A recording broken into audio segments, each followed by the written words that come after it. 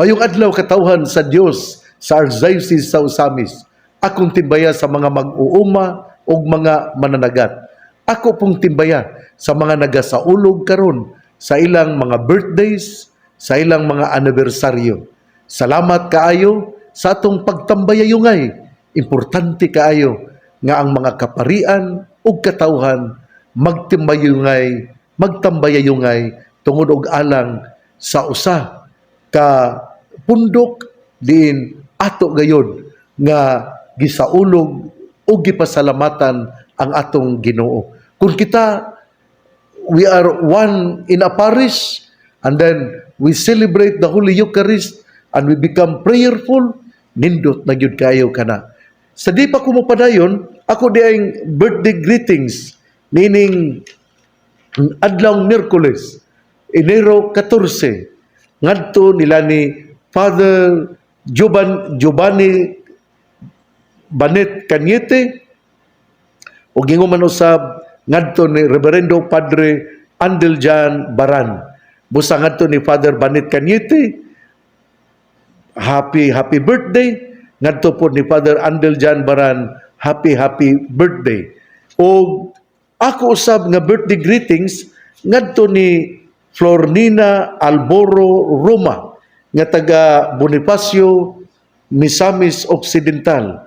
O ingon man usab akong birthday greetings ngadto ni Ninyo Mark Maravilla, ang ato nga bookkeeper dinhi sa Chancery sa Archdiocese sa Osamis, ug ang iyang asawa mao ang buutan nga nagtrabaho usab dinhi sa Chancery, si Michelle. Busa ngadto ni Ninyo Mark Maravilla, congratulations sa imong birthday. Og ingon man usab sa ato nga barangay captain dinha sa Tabid, si JJ Canlas, nga gasaulog usab siyang birthday karong adlaw. O katong mga nagsaulog usab sa ilang mga anibersaryo, sa kasal, anibersaryo, sa ilang pagkapari, anibersaryo, sa ila nga pagkahimo nga eligible sa usa ka public nga trabaho, o sa tanan ninyo nga magpasalamat tungod sa mga panalangin nga nadawat sa Ginoo nining adlaw. Ako miingon, duyog ako kanimo sa imong pagpasalamat sa atong manunobos. Usbon ko, happy birthday ninyo, happy birthday ni JJ Canlas, ang atong barangay captain sa Tabid. Happy birthday usab ni Father Banet Cañete o ni Father Andeljan Baran. Karong adlaw, ang atong ebanghelyo nining adlaw Miyerkules, Enero 14, atong kutloon sumala sa ebanghelyo ni San Marcos. Gikan sa sinagoga, niadto sila sa pinuy-anan ni Simon ug ni Andres, ug kuyog kanila si Santiago ug si Juan. Niining higayuna, ang ugangang babae ni Simon gihilantan o gahigda.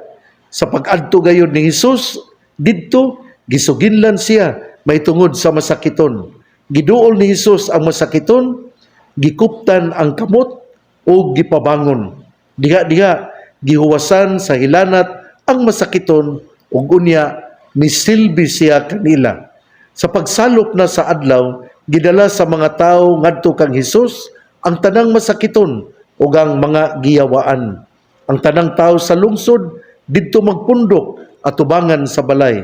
Unya giayo ni Hesus ang daghang mga tawo nga nag-anto sa nagkalain-laing mga sakit ug iyang gipagula ang daghang mga yawa gikan sa mga giyawaan.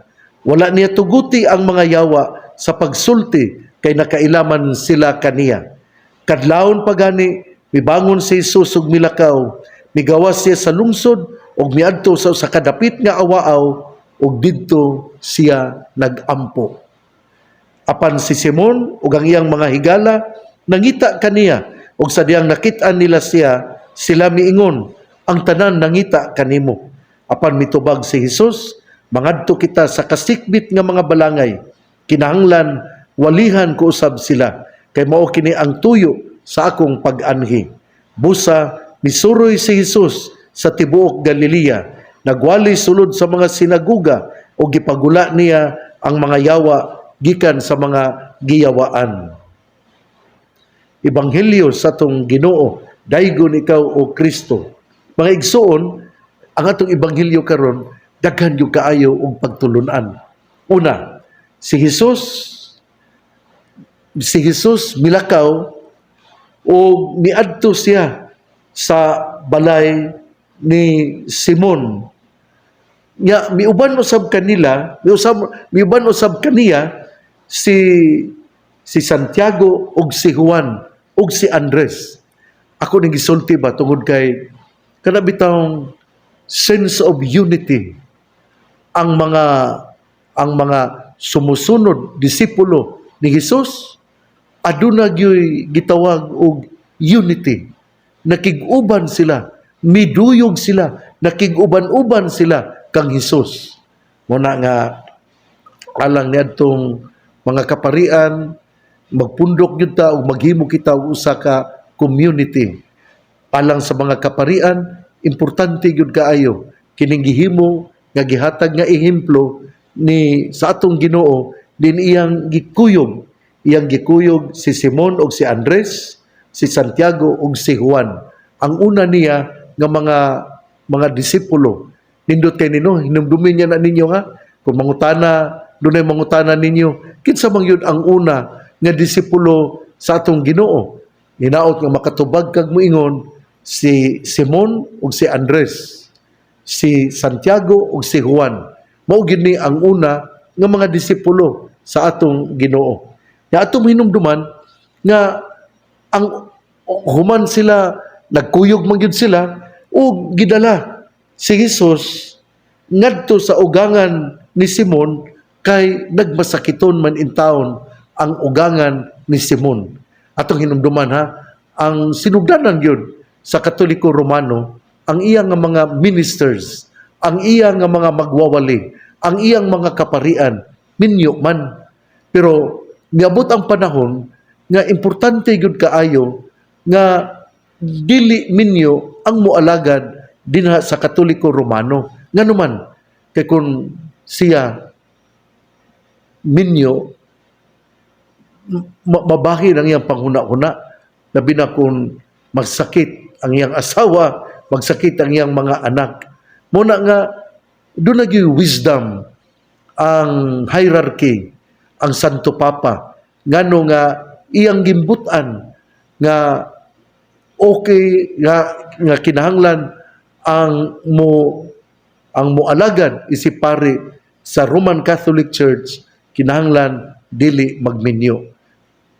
Kuan man pagtulunan man sa tao nga gihatagan sa gahom sa atong Ginoo ang kasuguan aron ang pare sa Roman Catholic Church dili magminyo, mao ra gayon aron siya makafocus sa iyang pagpang-alagad. Pero doon na po kini wisdom kay ato pong hinumduman kay gihimo man sa ato nga Santo Papa iya maning usa man ni kakasuguan datong 15th century nga dili na gyud minyo ang pare. O kini doon na po ni biblical basis kay atong hinumduman sa Matthew 16 versikulo 19 ang mao nga bersikulo gahisgot man, ihatag ko kanimo ang mga yawi sa gingharian sa langit, ang imong idili dinhi sa yuta, idili usab didto sa langit, ug ang imong itugot dinhi sa yuta, itugot usab didto sa langit. Muna nga sa Matthew 16 bersikulo 19 gihatagan og gahom ang Santo Papa, ang mga obispo nga mohimo og usa ka kasuguan o dinhi gilarawan nga si Pedro gihatagan og yawi sa gingharian sa langit, ang iyang idili dinhi sa yuta, idili usab didto sa langit, ug ang iyang itugot dinhi sa yuta, itugot usab didto sa langit. Tingali dili makadawat ang uban nga mga tinuhuan, pero ato yung hinumduman nga ang Ginoo mihatag sa authority ngadto sa simbahan nga gipanguluhan sa Santo Papa o siya giingnan nga unsay mong itugot dinhi sa yuta, itugot usab didto sa langit, ug ang imong dili itugot dinhi sa yuta, dili usab itugot didto sa langit. Hinaot nga masabtan kini sa laing mga tinuhuan. Ug dinhi sa ako nang gikasulti, si Pedro minyo unya ang iyang ugangan nagmasakiton, pero giayo ni Hesus. Ang atong Ginoo niadto kaniya, giduol ni Hesus ang masakiton, gikuptan ang kamot o gipabangon. Nindot kay ning eksena ba? Kini bitawng lara, kining hulagway di na atong Ginoo mikupot sa iyang kamot, sa kamot sa mga sa masakiton, ug unya iyang gipabangon o naayo ang maong masakiton. Kini bang the power of touching? Mao gini pirmi na kong isulti nga kini bang mupikpik ka sa imo nga igsuon nga imo bang gi-assure ba nga ako uban kanimo, ako mi dapig kanimo. Nya usa ka na ka pamaagi din mura kag nahuwasan sa imong kaguol. Kun dunay mugunit kanimo, dunay mo sulti kanimo, dunay mo pikpik kanimo mingon uban ko kanimo sa imong kalisod, tabangan ko ikaw. Mao kana ang gihimo sa tong Ginoo. Gikuptan niya ang kamot sa ugangan ni Simon ug diha naayo. Ug sa diyang maayo, naayo na ang iyang ang masakiton, siya misilbi kanila. Doon na gudi ay ko ano, kung ikaw adunay mayong panglawas, ang Ginoo di ay ga expect nga ikaw mamahimo niyang tiil, mamahimo niyang kamot, mamahimo niyang baba, mamahimo niya nga mata aron ikaw mo palanog sa pulong sa Dios. Sa to pa di ay kung wala tay sakit, doon na gud tay misyon.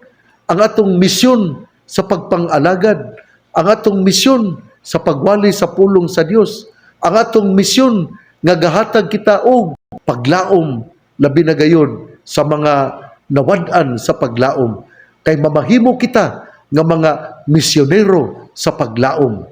What a beautiful experience kung nato kining mapuy-an, that become a missionary of hope. Ninlay na ba nga ikaw mamahimong misyonero sa paglaom, kay magtao kanimo ang atong katawhan, mapuno usab sa laom, padasig sila paghimo sa iyong butang. Ang atong Ginoo mihika, mikupot, naayo ang ugangan ni Simon Pedro ug ang naayo misilbi kaniya. Usa kini kapanig-ingna nga kita usab kita nga maayo ang panglawas, ato yung buhaton ang kabubuton sa Ginoo, ang paghimo say maayo aron abwag ug mukuyanap ang pulong sa Dios.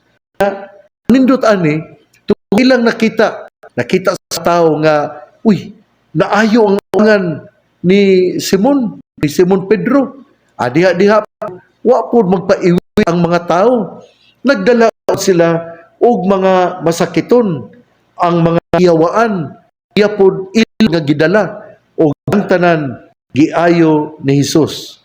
Bisan gani mga giyawa katuguti ang mga yawa sa pagsulti kay nakailaw nila. Bantayan gyud nato ha. Hinumdumi ha. Ikaw nga namati nako karon, dili man kayawa. Ngano? Kailab ka ba ni Hesus?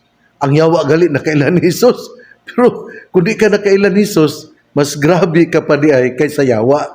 Muna nga, atong paningkamutan. Dili man katapusan sa kalibutan kung di ta makaila ni Hesus. Pero atong paningkamutan nga kita makaila niya. Kaya wala man ta mahibalo. Kanusa kita niya kuhaon. Muna nga, ang Ebanghelyo, nindot yun kaayo. Nya, atong hinumduman, nga human ni ini. Human si Jesus mihimo sa pag-ayo sa mga masakiton, Human si Jesus mihimo sa iyang ministry as a healer. Si Jesus miadto sa usa ka lugar aron magampo. Nindot kay ning gisulti diri no, kadlawon pagani mibangon si Jesus og milakaw. Migawas siya sa lungsod og miadto sa usa ka dapit nga awaaw og didto gaampo siya. Nindot yung kay na ba nga kada bitaw natay panahon nga magampo. Dili lang tungod kay kining duna kay gipaabot nya wala pa man moabot, kada ba mura vlog, kada bitang spare tire ang pagampo na dili maayo. Kinahanglan gyud nga mangita gyud tag panahon nga kita makaampo. Mao ni importante sa atong kinabuhi nga dili lang tungod kay nay extra time o dunay spare time nga magampo ta, dili. It must be part of our life. Kay kini ang atong Ginoo si Jesus miadto man siya kadlawon pagani mimata siya o siya nagampo usa kini ka panig-ingnan nga dunay gyud tay panahon nga magampo. Kaya ang pagampo na gibalik-balik gyud nako nga prayer is our power. Without prayer we have no power. Mo ni atong hinumduman. Unya nindot jud kay ning katapusan nga ningon nga si Simon ug ang iyang mga higala, si Simon ug ang uban nga mga disipulo nangita kang Hesus ug sa diha nga ilang nakitaan si Hesus ningon sila ang tanan nangita kanimo. Apan mitubag si Hesus, mangadto kita sa kasikbit nga mga balangay, kinahanglan walihan ko usab sila kay mao kini ang tuyo sa akong pag-anhi. Kana bitong ikaw pari na ka, unya madugay na ka sa mao nga parokya, dili na ka gusto nga ibton o ibalhin sa lain nga parokya, kini dili maayo. Kay naa magug ka sa imong comfort zone. Ang atong Ginoo gidawat biya sa mga tao. Ang atong Ginoo malipayon dina nga nakig-uban kanila kay sila iya man giayo. Pero iya gyud nga gitalikdan ang iyang comfort zone. Nindot na kayo siya, giabi-abi siya sa mga tao, duna na sila maayong relasyon, apan ang atong Ginoo miingon, moadto kita sa kasikbit nga lungsod, kay didto usab ako magwali kanila. Kana bitong gitawag og leave your comfort zone and then do what your responsibility to the other place. Ako lagi ning gisulti para sa mga pari.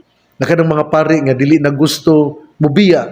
Nya napoy mga pari nga bisag mibiya na sila pero ilang kasing-kasing tuag yapon didto ug manghilabot sa ilang karaan nga parokya, dili na maayo. Pasagdi ang bag-o nga kura nga muhimo sa iyang tulumanon, sa iyang pagpang-alagad. Kung let him realize that he has committed sin or committed mistakes, importante man na ba nga gikan yun sa mao nga pare nga siya nakaila, nga siya nasayop. Muna nga, do not intervene, do not interfere sa imo nga karaan nga parokya. Doon na ba yung mga pare ngayon ana, ang uban, doon na yung taong ko'y nahinumduman nga, kanang nurabag iyang gi-organize ang mga batanon niya. Ang mga batanon po nabahin ang mao nga pundok sa batanon yan ang mga parokya niya. Atong mga loyalist sa karaan nga pare ilang giputol ang tubig tungod kay daw nasuko sila sa bag-ong pare kay wala sila ganahi sa bag-ong pare. Na mao na nga ikaw nga karaang pare ayo nagbuhata, you have destroyed the presbyterium, and he who destroys the presbyterium has committed a great sin in the eyes of God. Imo mang gi-organize ang mga batanon nga imong giistoryahan nga murag musupak sila sa bag-o nga kura paroko, dili kana maayo. Ikaw ayaw pag-apil-apil sa imong karaan nga parokya, buhata hinuon ang angayan nimong buhaton dinha sa parokya din ikaw gi-assign. O mao nindot kay nino nga si Jesus komportable na sa karaan niya di gani siya naghimo og mga kaayuhan sa mga tao. Gidawat siya sa mga tao, pero sa diha nga ang mga apostoles ningon kaniya, nangita ang mga tao nimo. Ang gisulti ni Jesus, mangadto kita sa kasikbit nga mga balangay, kinahanglan walihan ko usab sila, kay mao kini ang tuyo sa akong pag-anhi. Hinaot nga mao kini nga atong mahinumduman, mga kaparian, na you are not forever in that particular parish. Do whatever the Lord will tell you, and do what you can do, what you can do for the welfare of your parishioners. Hinaut nga imong mahinumduman ang imo nga pagka pare nga do not incite your parishioners nga mo supak sa ilang bag-ong kura paroko. Igsuon ang mayong balita nga mangpulong ni Jesus, ang iyang pamation, pamalandungan ug paningkamutan nga mapuy-an. Bulahan ang tawo nga namati sa pulong sa Ginoo, sama siya sa kahoy nga gitanom, daplin sa usa ka sapa, kansang dahon dili gayon malaya. Tempo sa timbunga siya mamunga. Igsuon ugma na usab atong hinumduman ha ang mga birthday nga gasaulog na binagayon si Barangay Captain JJ Canlas, ingon usab ang si Ninyo Mark Marabilia, happy birthday, ug labi na gayon ni Father Banit Cañete, ang kura paroko sa Panaon, ni Father Andel Jan Baran, ang kura paroko sa bag-o nga parokya nga mao ang Villaflor, ang San Isidro Parish, Villaflor, Oroqueta City. Ako moingon kaninyo, happy birthday. O ingon man usab, ako ding pahibalo nga ugma piyesta sa Clarin. Aw karong adlaw di ay sa di pa ko karong adlaw pitsa 14 mao di ay ang presbyterium nga himuon didto sa Baga Falls didto sa Sapang Dalaga. Busa akong pasalamat ni Father Derry Ascuna, ingon man usab sa iyang PPC ug sa iyang Finance Council Committee. Ngadto ni Father Derry Ascuna karong adlaw mao Miyerkules Enero 14 mao ang presbyterium nga pagabuhaton dinha sa imong parokya o ikaw miingon nga ang maong meeting himuon didto sa Baga Falls. O ingon man usab karong ugma mao ang piyesta sa Clarin, ang sa Santo Niño Parish, Clarin, Misamis Occidental. Sa Pitsa 16 mao ang Mancom meeting sa mga principals sa Archdiocesan Commission on Education o sa mga school directors sa nagkalain-lain ng mga eskwelahan dinhi sa Archdiocese sa Osamis under the Archdiocesan Commission on Education. Unya sa Pitsa 17 pista na usab sa Tabid, ang ilang patron mao si San Antonio Abad, ang ilang kura paroko mao si Father Timmy Ruben. Og sa Pitsa 18 Domingo piyesta na usab sa Santa Maria, Santo Niño Parish, Santa Maria, Tangub City. Ang ilang kura paroko mo si Father Edgar Canama. Ang misa sa Pitsa 17 din sa Labo alas 9 sa buntag. Ang misa din sa Santa Maria sa Santo Niño Parish alas 9 gapon sa buntag. O dinausab sa Clarin ugma ang misa alas 9 sa buntag gihapon atol sa kapistahan sa Santo Niño sa dinha sa Clarin, Misamis Occidental, ug ang kura paroko mao si Reverendo Padre Nestor Duhilag. Sa dili pa ko mobiya, akong pasalamat daghan matag mga pari nga atong gipa-eskwela sa unang sa mga 2 years ago gipa-eskwela nato si Father Emmanuel Pudyutan nga mikuha og sacred scriptures. Si Father Michael Sinugbuhan nga mikuha dito si Father Budyutan dito nag-eskwela sa Espanya. Si Father Michael Sinugbuhan dito nag-eskwela sa Roma. Si Father Quincy Jones Onduna, siya po nag-eskwela o dito siya nag-eskwela sa Santo Tomas. Si Father Ariel Egaw, nag-eskwela po ni siya sa Licentiate in Philosophy o dagko kay siyang mga grado sa Philo 346 Special Topics, Edith Stein nga may 3 units, ang iyang grado 1.2. Sa Philo 353 Special Topics, Heidegger and Aquinas, unit niya 3 units, ang iyang grado 1, Plat 1. Ang Philo 407, Philosophy of God, the Rational Implication of the First Cause, na doon ay 3 units, ang iyang grado Plat 1. Sa Philo 408, ang Masters of Suspicion and the Technocratic Turn, ang iyang grado Plat 1 yapon. Ang sa Philo 899, ang Alasdair Maxentire, ang 3 units, ang iyang grado 1.5. Sa ito pa di ay tulo ang iyang Plat 1, usa ang 1.2, ug usa ang 1.5. Ang iyang lowest 1.5.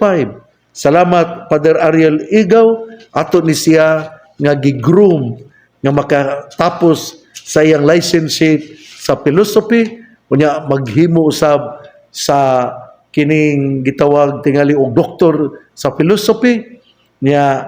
Siya atong yun nga mutabang sa dina sa college seminary.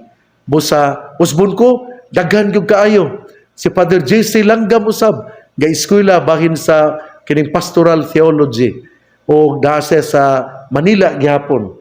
Salamat sa inyong pagtabang sa ilang pag-eskwela, mga katawhan, mga kaparian, sa ang atong mga kaparian, sa lalain ng mga parokya, nagtabang yun na sila sa mga mueskwela. Busa salamat kayo mga pari. Usbon ko, our priests are very generous. Ilang gitabangan ang pobre nga parokya, ilang gitabangan nga ang mga nag-eskwela, ila pong gitabangan ang ato nga healthcare, kabisan kada bulan maghatag man na sila ang ato sa mga laiko, ari lang nato buhaton sa Oktubre, sa ikaduha nga Sabado sa Oktubre sa pangilin sa mga payag. Pero ang mga kaparian kada bulan gahatag na sila og 1,500 alang sa healthcare. Usa salamat mga kaparian, mga buutan kay atong mga kaparian sa Archdiocese sa Osamis. O nagplano na usab kita nga moghimo unya og home for the clergy. Pero dako-dako man gyud kini nga galastuhan, pero ato kanang buhaton. Dili tingali pa karon kay doon na patay daghang mga activities. Karong July 9 to 16, July 6 to 13, moari ang Catholic Bishops Conference of the Philippines. Sa November 9 to 12, anhi usab ang celebration sa 75th anniversary sa atong pagkalokal nga simbahan. Daghan tag mga gibuhaton tingali sa 2027 atol sa akong silver anniversary, sa akong episcopal ordination anniversary, tingali mao na kana ang atong paghimo sa home for the clergy aron mahatagan gayon, matutukan gayon ang pag-atiman aron mubarog gayon ang home for the clergy. Pero daghan kitang buhatonon aning home for the clergy. Kinahanglan do natay monthly nga i-maintain sa maong building nya napagyuta mo di mo mukwantag tao sa information, magkuanta og kining mga nurses, magkuan pa tag mga doktor, dako yung kay gasto kining home for the clergy. Pero ato pong hinumduman nga ang atong mga kaparian nagkatiguang na pod. Pero doon na gyud tay mga pamaagi nga ato kining buhaton. Pero una sa tanan, kung natay home for the clergy, dili ka na lugar aron ang banay mutapok sa ilang masakiton nga igsuon o uyuan nga pari. Tingali kay doon naman tay nurses, sila ra gyud ang muatiman. Doon na gyud tay mga balaod nga buhaton tungod kay kung magtapok na ang banay na may pay na doon nila ngadto sa panimalay nila ang ilang igsuon nga pari nga tiguang na. Kay lisod man kaayo kay ang pag-maintain sa home for the clergy lisod jud kaayo. Mao na nga doon na gyud tay gitawag og mga nurses, doon na po tay gitawag og caregivers.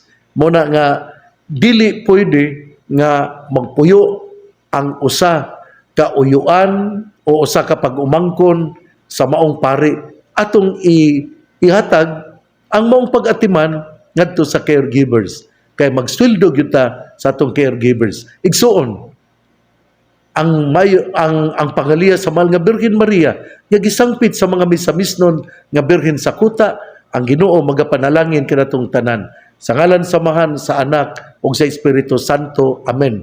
Hangyoon ko kamo nga nakadungog atong hinumduman ang piyesta sa Clarin, ugma ang misa alas 9, ang atong kura paroko mao si Father Nestor Duhilag. Ang piyesta sa Labo, ang patron San Antonio Abad, ang ilang kura paroko si Father Timmy Ruben. Ang misa sa piyesta sa Labo alas 9. Ang piyesta sa Santo Niño Parish, Santa Maria, Tangub City, ang ilang kura paroko mo si Father Edgar Kanama, ug ang misa Domingo alas 9 sa buntag. Hinaot nga ato kining mahinumduman ug ako sad kamo nga dasigon nga mo bisita sa Kuta Shrine. Pinagi sa atong pagbisita, atong gipakita ang atong gugma sa mahal nga Birhen Maria nga atong gisangpit nga Birhen sa Kuta. Milagrosa ang Birhen sa Kuta. Ako nakasinati og mga milagro. Ako usab kamong dasigon nga moadto sa Birhen sa Kuta. Atong isulti ang atong mga kaguol o kalisod, atong isulti ang atong mga kalipay o ang atong mga pagmaya. Ang mahal nga Birhen Maria, ang atong inahan, ato gayud nga sangpiton. God bless. Mabuhay tayong lahat.